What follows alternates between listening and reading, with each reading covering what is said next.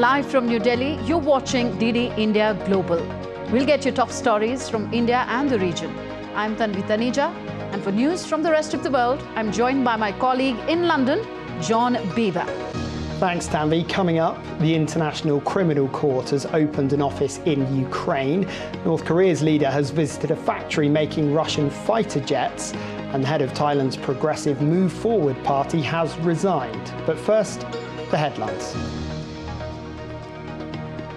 Russia and North Korea did not sign any military or other agreements during the summit. Kremlin assures won't breach any agreements.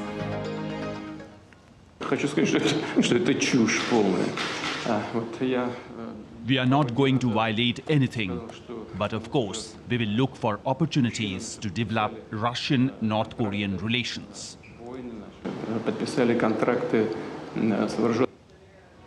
Libya flood toll crosses 10,000 with over 38,000 people displaced. UN chief pushes for rescue and medical aid. Global climate protesters across 50 countries demand world leaders to phase out burning of fossil fuels. UN Climate Ambition Summit begins next week. And India's public service broadcaster Doordarshan has turned 64 today, carrying the legacy since 1959.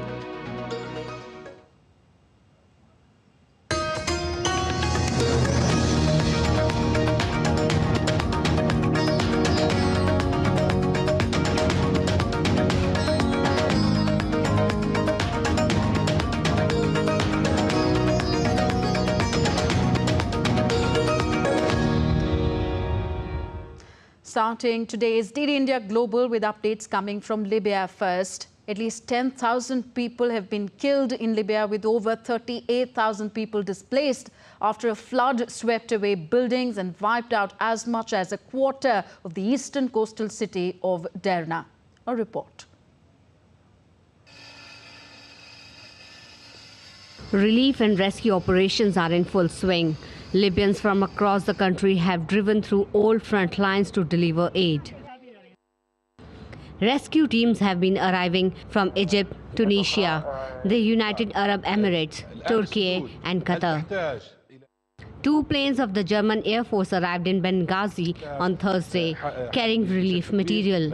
Spanish team is searching against the clock during the few hours that safety margins allow them and their dogs to enter damaged buildings in Derna. Libya's ambassador to the United Nations, Tahir al-Soni, warned of the magnitude of deaths. We need the support of the international community. We need the support of the UN agencies in order to be able to manage this crisis in a proper way and to help Libyans overcome this unfortunate incident. All efforts are put now for rescue teams to try to be able to manage this disaster, but it's really challenging. We were not used to this incident. We were not expecting it that way. Therefore, I've been trying to engage in coordination with the UN agencies and different entities to coordinate efforts. Torrents of water washed away whole districts of Derna on Sunday night after 2 dams collapsed under storm floods. The United Nations released $10 million from the UN Central Emergency Response Fund and a humanitarian appeal for $71 million for immediate needs in Libya. That the tragedy in Libya highlights the devastating and cascading consequences of extreme weather on fragile states and shows the need for multi-hazard early warning systems, which embraces all levels of governments and society. Libyan authorities demanded an investigation into whether the human failings to blame for thousands of deaths in the worst natural disaster in the country's modern history. Derna mayor said deaths in the city could already reach 18,000 to 20,000 based on the extent of the damage. Now, in the United States' Arizona, a recent report by health experts suggests that over 200 people lost their lives due to extreme heat conditions in the country this summer. It also revealed that over 356 additional cases are categorized for further investigation. Arizona declared a state of emergency due to prolonged extreme heat this summer.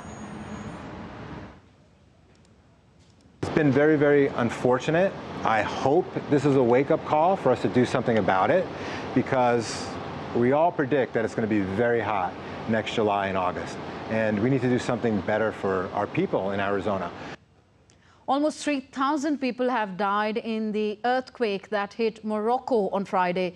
Normalcy is returning to Marrakesh following the tremors. Hotels and small businesses are reopening as tourists continue to arrive there. However, search operations are still underway. International search and rescue teams are racing against time to find survivors beneath the rubble. The government is also putting all efforts to help earthquake victims. Now, climate protesters in more than 50 countries are demanding governments to phase out the burning of fossil fuels over the weekend. The protesters have planned more than 500 gatherings from Pakistan and Nigeria to the United States to call for an end to financing fossil fuels. Police made several arrests outside Citigroup's headquarters in New York after demonstrators blocked entrances to the building during a climate protest on Thursday morning. They were being organized by an umbrella of activist groups. The demonstration comes a few days before the start of the Climate Week. At least 24 protesters were arrested and no injuries were reported. Meanwhile, in a recent report, the International Monetary Fund said that fossil fuel subsidies have surged to a record $7 trillion last year. The governments have supported consumers and businesses during the global spike in energy prices caused primarily by the Russia-Ukraine war and the COVID-19 pandemic. As the world struggles to restrict global warming, subsidies for oil, coal and natural gas were costing the equivalent of 7.1% of global gross domestic product. Consuming fossil fuel imposes enormous environmental costs. The annual gathering of world leaders at the United Nations General Assembly will take place on September the 19th. 151 world leaders, along with foreign ministers and countless members of country delegations, are expected to attend the event. The New York City Police Commissioner, Edward Carbon, said that there are no credible threats to the United Nations or to the city. Ukrainian President Volodymyr Zelensky will attend the meeting and is expected to meet US President Joe Biden. There will be tight security with some road closures and checkpoints around the UN building. Union Power Minister R.K. Singh says that India will be the biggest supplier of green hydrogen. He also added that India is on its path for achieving net neutral target. Our correspondent Tapas Bhattacharya has filed this report. Joining me is Union Minister R.K. Singh to talk about this new initiative of green hydrogen. Sir, first and foremost, tell us, this particular green hydrogen is making the whole world now sit up and took note of India's push towards renewable energy. How do you see it's growing in the next few years? We've already emerged as one of the largest and biggest manufacturers of green hydrogen, green ammonia. The capacities which are being set up here, we'll continue. We will be world leaders because our cost of renewable energy is one of the lowest in the world, and the renewable energy cost is 80% of the cost of green hydrogen. So we have natural advantages, and when the whole world is transitioning, we'll emerge as a supplier of energy, not an importer. So last question, the PM has spoken about the fact that by 2070 we will be net neutral. How do you see your ministry working on that, sir?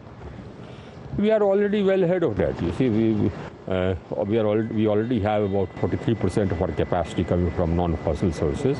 We've already reduced our emissions intensity by almost about 35% compared to 2005 levels.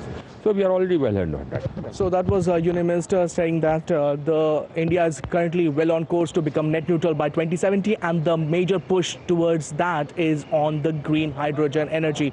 With campus Sumit Diwan, this is Tapas Bhattacharya for DD India from Delhi. On to Europe now. The International Criminal Court, ICC, has opened a field office in Kiev as part of efforts to hold Russian forces accountable for potential war crimes. My colleague John Beaver is in London. He gives us more on this and other stories making headlines around the world. Let's go over to John now. Yes, as the conflict continues in Ukraine, the International Criminal Court has opened an office in Kyiv to strengthen cooperation with authorities. It comes as President Zelensky has thanked Ukraine's security service and naval forces for the recent destruction of a Russian air defense system in occupied Crimea.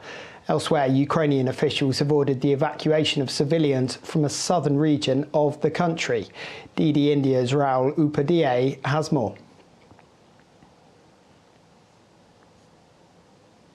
The International Criminal Court has opened an office in Kyiv to strengthen cooperation with Ukrainian authorities and investigate Russian crime in Ukraine. It is the largest ICC office outside of The Hague. Prosecutor General Andriy Koshtin took to social media and said, "Today mark a pivotal step in our journey toward restoring justice." This move comes after Ukraine had called for a special tribunal to be created to hold Moscow's responsible for its invasion on 24th Feb 2022. At the same time, Ukrainian President Zelensky has thanked his security services and naval force for their role in what he called the destruction of Russian air defense system in occupied Crimea. Thanks to all Ukrainian tankmen, and it's very important that our tank troops are constantly improving by learning and using more and more advanced and modern tanks. There will also be Abrams under the Ukrainian flag. We are constantly adding strength to our soldiers. Ukrainian officials have also ordered the evacuation of civilians from southern Kherson region, which is partly controlled by Russian force and is regularly hit by shelling. DD India's Rahul Upadhyay reports. North Korean leader Kim Jong Un has visited aviation facilities in Russia's Far East that produce modern fighter jets and other equipment. Kim's visit to Russia comes amid a stern warning from the US to North Korea against striking an arms deal with Russia in the wake of the Ukraine war.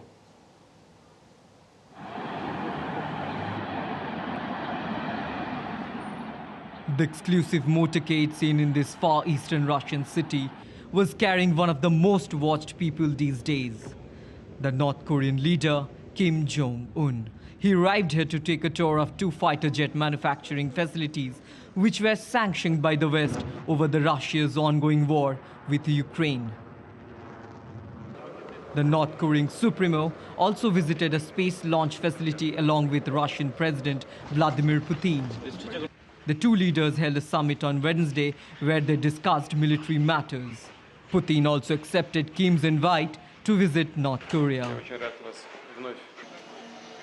Russian Defense Minister Sergei Shoigu checked on the repair of the Pacific Fleet's nuclear submarines at the top military shipyard ahead of his meeting with Kim Jong Un. The Russian president also promised North Korea with help in launching satellites.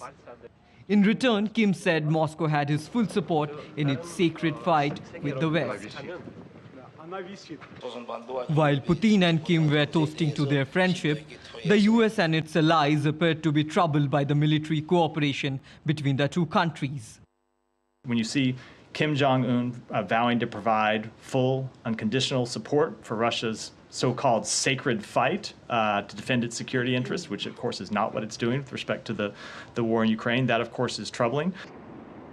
Meanwhile, South Korea is mulling over options to impose independent sanctions on North Korea and Russia over arms trade concerns. Both Russia and North Korea are taking steady steps to further cement their military ties, but have denied all claims made by the West. Abhishek Bose for DD India.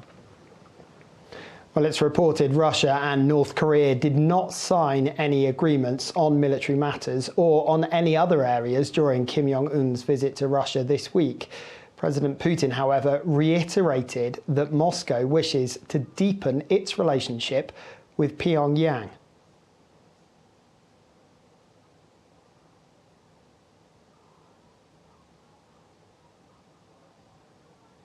Meanwhile, South Korea's president vowed to strengthen cooperation with allies. He said that North Korea is showing more military threats by advancing nuclear missile capabilities.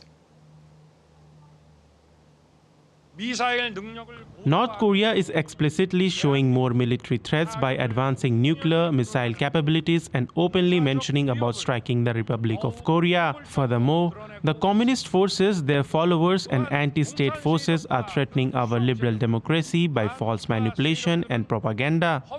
Based on firm joint defense postures between the United States and South Korea, we will further strengthen South Korea, US-Japan security cooperation and secure overwhelming capabilities against North Korea's threats. Belarusian President Alexander Lukashenko is travelling to Russia for talks with his Russian counterpart Vladimir Putin on Friday. Belarusian state news agency Belta reported that the main topics of conversation will be the international agenda and regional issues. We'll keep you updated as and when we get more details. Elsewhere, Peter Limjaroenrat, the head of Thailand's progressive Move Forward party, has resigned. The move means the suspended MP is allowing someone else to be the opposition leader in Parliament. His resignation comes months after delivering a shock electoral win on an anti-establishment reform platform that threatened to upend the political status quo. The MFP won the most seats in the national elections but was unable to form a government due to opposition from conservative groups. Patrick Fox sent this report from Singapore. He's standing down because he's still suspended from Parliament. Remember, he's charged with breaking electoral rules. A lot of people would say it is a technical charge because it stems from ownership in shares of a media company, shares which were inherited from his father. And bear in mind also that the media company has been defunct for years. So he's essentially stepping down, he says. And this was what he said on Twitter, that he was making way for someone else to become the opposition leader because he wasn't able to do so. Now, Srettha Thavisin has said that Thailand will aim for 5% growth per year. The Move Forward Party has said that, it's not given a clear time frame, and it seems like more of a wish list than any sort of real political agenda. Srettha Thavisin also announced cash handouts or digital cash handouts for people in Thailand to boost the economy, something which the Move Forward Party criticised as being, fiscally irresponsible. So I think this says that, this relationship between the Move Forward Party, which still has tremendous clout in Parliament, it is the single biggest party in Parliament. There is going to be friction between the two sides. One might say that helps to keep the government or the government coalition in check. But on the other hand, you would say that this could also lead to tremendous friction, particularly when you've got so much support for the Move Forward Party within Thailand and for the opposition. In America, there's set to be major disruption to automobile manufacturing. For the first time in its 88-year history, the United Auto Workers Union has launched a strike targeting all 3 Detroit automakers. More than 12,700 US auto workers stopped making vehicles and began picketing against the Detroit 3 automakers: General Motors, Ford Motor and Chrysler parent Stellantis, after failing to reach pay deals with the automakers. It's a shame. It's a shame we've got to be out here right now doing this because the companies won't take care of their workers who they want to call family. But I feel damn good and I'm damn proud to stand here with the VP of the UAW over Ford, the top AA, and all of our workers out here. These guys are the ones. This is what it's all about. The negotiations with the companies had kicked off in July, when the Detroit automakers were focused on cost reductions, which in some cases include job cuts to help accelerate a shift to electric vehicles from gasoline-powered vehicles. Supporting the union workers, Detroit resident says that the demands are right. I feel people should get what they ask for. They should get what they deserve because they work hard for it, That's just point blank period. And I feel like if the demands are right, they should be met because the people have been working hard for ages, to continue this industry on. So, stand-up strike could impact the car prices in United States due to production cuts, as well as it has become a political issue, with President Joe Biden facing re-election next year. Bureau Report, DD India. Well, that's it from me here in London. Back to you in the studio. Thank you, John. John Beaver joining us from London. Still to come on DD India Global.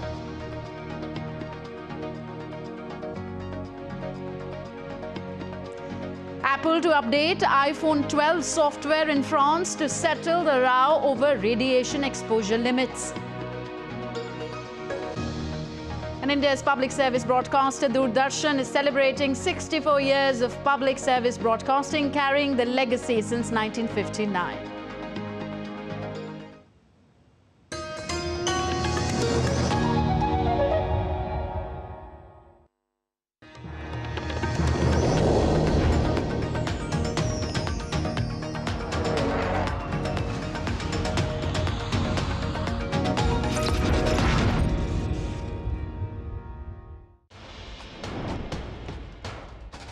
Wherever news breaks, whatever it takes. Connecting corners, cutting across continents. Stories that matter from across the globe. Accurate, authentic journalism that serves you right. From politics to glamour, from sports to world affairs. With a fusion of aesthetics and substance. Introducing news in a new avatar. Experience the world through a new lens. Stay tuned to DD India for an exciting journey beyond borders.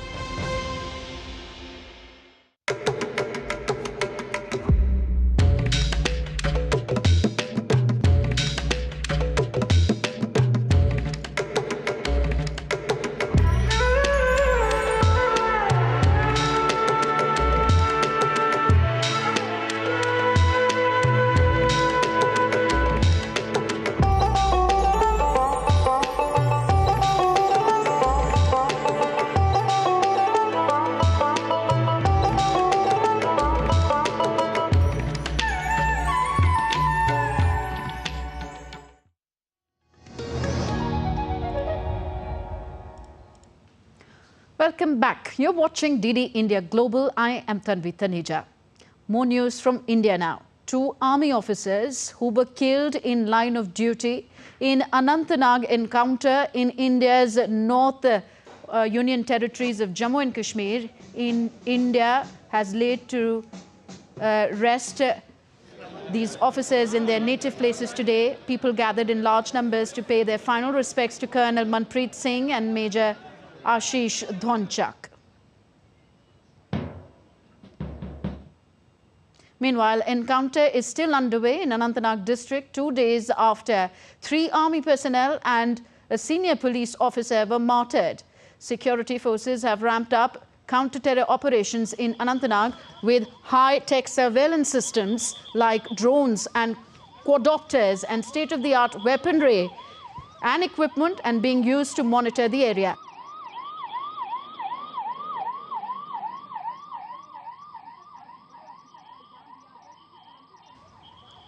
Monitoring the operation closely, the Indian Army have affirmed that the terrorists will face justice without exception.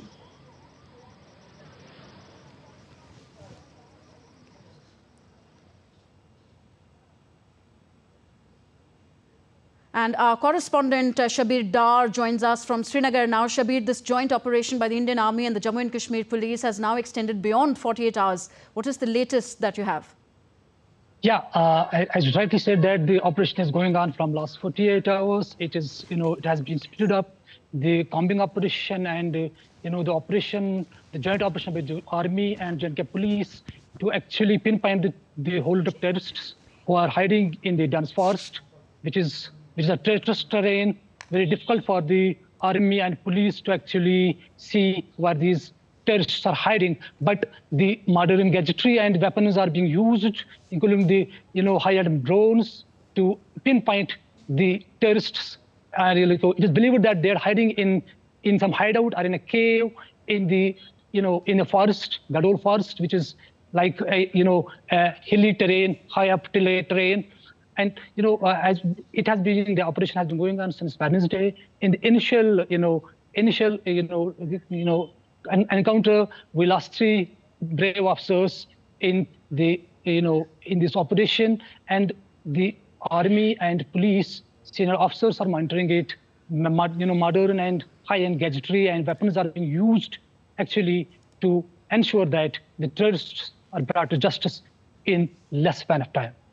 Right. Thank you, Shabidar, for giving us that update. And on to New Delhi, where India's public service broadcaster Doordarshan is celebrating its 64th Foundation Day on Friday. Doordarshan was established on September 15th in 1959. The starting of Doordarshan marked the emergence of a new era in Indian television space. The public broadcaster provides television, online, mobile services throughout the country. And in fact, the channel recently launched an English news channel for international audiences that you are currently watching.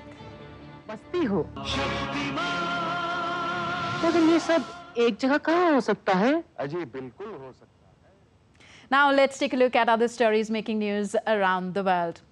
Dominican Republic shuts its borders with Haiti on Friday as tensions escalate over the construction of a water channel from a shared river. The country has demanded that Haiti government halt the project.